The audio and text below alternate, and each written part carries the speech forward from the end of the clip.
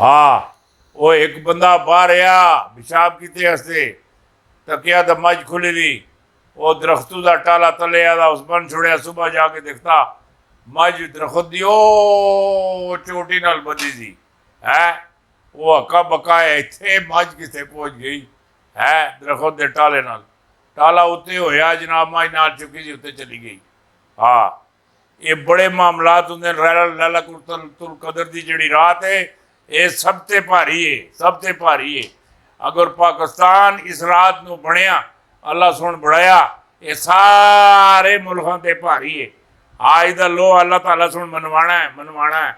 और एक चीज़ तुहानूं होर भी दसां ये जिहड़ी इस्लाम की जिहड़ी शमा हैगी इस्लाम इसी पाक धरती विचों है जाहिर हो सी ये जिहड़े इस्लाम की शमा ये पाकिस्तान जिहड़ा है इसकी तग दो और इसनूं उजागर कर सी पाकिस्तान जिहड़ी गल आखना पिया। हाँ ये वड्डी तुहानूं गल दे दी वड्डी वो एक जनानी सी उसके घर बच्चा कोई नहीं सी बच्ची बच्चा।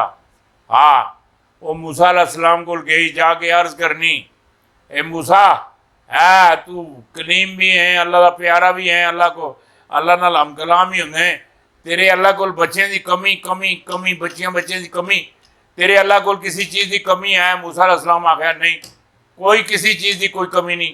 कहना फिर मैंने एक बच्चा लैके दे देना अपने अल्लाह को एक बच्चा है। वो मूसा अलैहिस्सलाम कतूर ते गेल अल्लाह नाल हम कलाम होए कहना अल्लाह पाक एक निकी अर्ज करा के गल करने हैं कहना माई आखदी तेरे अल्लाह को किसी चीज़ का घाटा है किसी चीज़ की कमी है। मैं आख्या कोई नहीं। कहना फिर एक बच्चा मैनू लैके दे अल्लाह पाक उस माई के घर एक बच्चा दे है। अल्लाह पाक सुन आख्या जा उसके घर बच्चा पैदा उसी पर उसी 16 साल का 16 साल का उसी 16 साल का है। वो अल्लाह का करना माई के घर बच्चा पैदा होया है। माई बड़ी खुश मूसा अलैहिस्सलाम पहले ज़हन बड़ा छोड़े चलो 16 साल माई खेड़ सी हसी हाँ फिर सी तुरसी बच्चे ने जिंदगी गुजार सी अच्छी उसकी जिंदगी गुजर जासी हैं। वो जूं जूं दिन गुजरते रहे उस बच्चे की जिंदगी खात्मे वाले पासे कहीं जिले टाइम आया मूसा अलैहिस्सलाम अपने घरों बिस्तरा शिस्तरा हर चीज़ चुकी है उस माई के घर जाके मेरी गल सुनी कि नहीं बिस्तरा जाके रख दिता फिर कतूर से चले गए। मेरे मौला एक गल दस वो जड़ा बच्चा है जिसकी उम्र तो 16 साल रखी सी अज उसके 16 साल पूरे गए हैं उसकी मौत किंज वाकया हो सी। कहने के मूसा वो मच उसी मच होंदियां सप निकल सी सप चक मार सी बच्चा मर जासी हाँ मौत वाकया हो जासी। हाँ मूसा अलैहिस्सलाम वापस आए चारपाई से आन के बह रहे हूँ टिकी लाई सी बच्चा दिखने मज कदों चौंदा थोड़ी देर गुजरी तो बच्चे गडवा लैके बाहर आया मज चौन वास्ते जा रहा मजी तले जाके बैठया। मूसा अलैहिस्सलाम बड़े गौर नाल बड़े गौर नाल इंज करके तकने पे मोटियां अखां नाल हैं तकिया दा हैं दूध चो के तो बच्चा फारग हो गया उठया इंज आया एक बावा एक तकिया है खुले वाला लाए पटे पराड़े कपड़े हैं बिल्कुल जिये पूरी जिंदगी ना उसको खादा ना पीता। वो बच्चा आखदा बाबा मैं तकना पिया कि तू तेन भुख लगी दी है ऐ दुध पी एक गिलास भर के दिता दूआ दिता त्रिया दिता 3 गिलास भर के दूध मुक गया। बाबा तू खलो इथे मैं दूसरी मज हो के तेन आन के होर दूध पिलांदा है। वो बाबा आखदा जा बच्चा खैर नाल चो के लिया खैर नाल है। वो बच्चा गया मज चोने हस्ते तकिया था मज चौंदियां सप निकलिया बच्चे सुन सब तकिया गड़वे की मारी सब मार छोड़िया। मूसा अलैहिस्सलाम मंजी उत्ते है टिक के है बह गए मेरे मौला तेरे फैसले भी बदलने तू आख्या सा सप निकल सी बच्चे चक मार सी बच्चा मर जा सी ये तो बच्चे गड़वा मारिया तो सब मार छोड़िया। ये फैसला तक है गलत हो गया है। अल्लाह पाक आख्या मूसा कदी बारिश कदी बच्चे कदी के मंगने हैं। पहली दफा मेरे किसी बंदे सुना आख्या जा खैर नाल बच्चा चो के लिया उस खैर आखी तो मैं खैर की थी।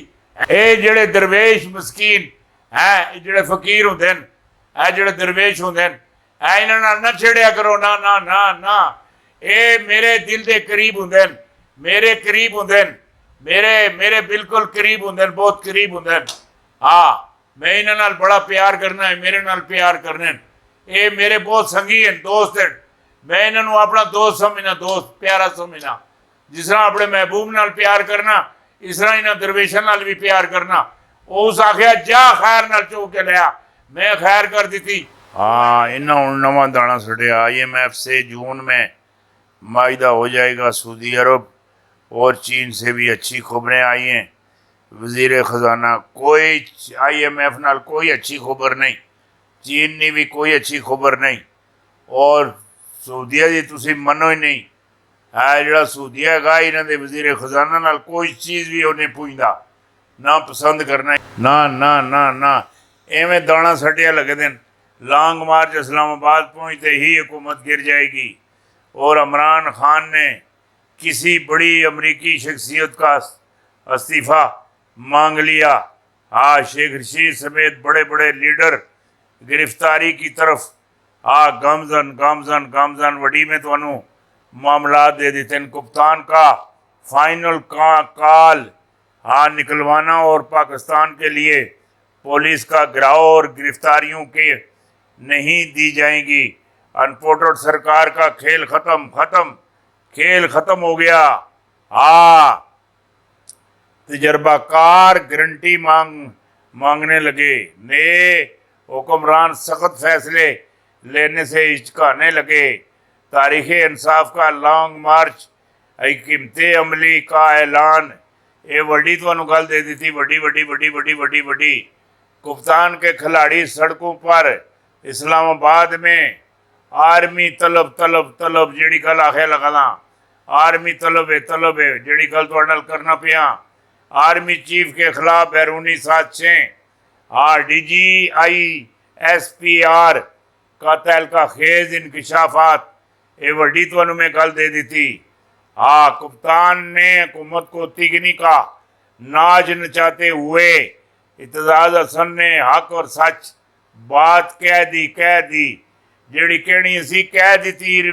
بڑا بہت وڈا مریم نواز کو کال شٹ اپ کرنے کے لیے سب کس شخصیت نے کال لیک کی؟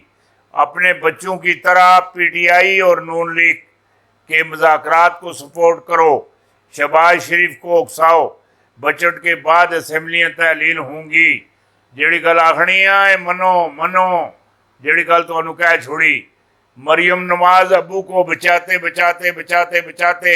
خود پھنس گئی۔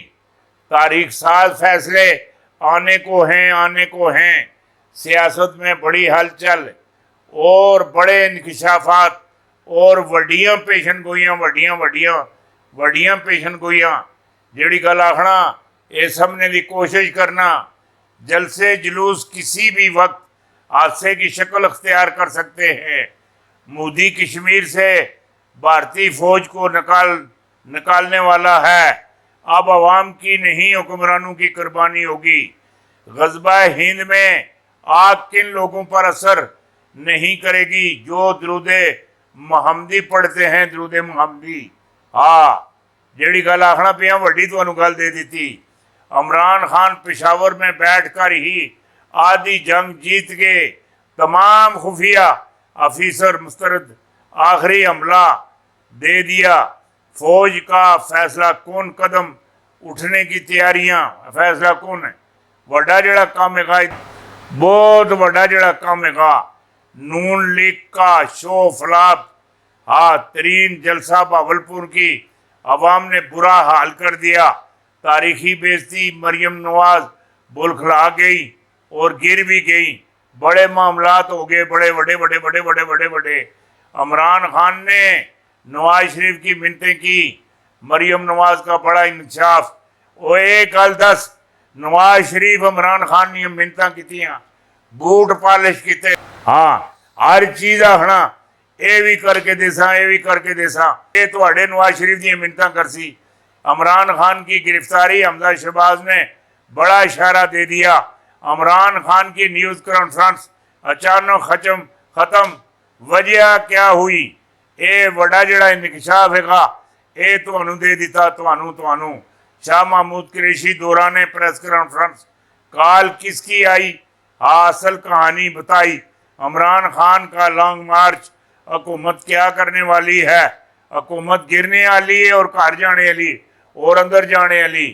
عمران خان کے پاس ابھی بہت سارے حکم کے یکے موجود ہیں، اور سبز پاکستانی ووٹ کا حق چھیننا آسان نہیں، اور نیب کے پر کاٹنے یہ بھی آسان نہیں۔ اعتزاز حسن نے سارے قانونی جڑے معاملات ہیں انہاں تو آگاہ کر دیتا بڑی وڈی معاملات ہو گئے۔ نون لیگ فلاپ ترین جلسہ بہاولپور کی عوام نے برا حال کر دیا۔ تاریخی بےزتی، مریم نواز گر بھی گئی، بٹکھٹا بھی گئی، اور میرے کو نسیں راہ ہی نہیں لبیا، نہ پتلی گلی جو نکل گئی، پتلی گلی وچوں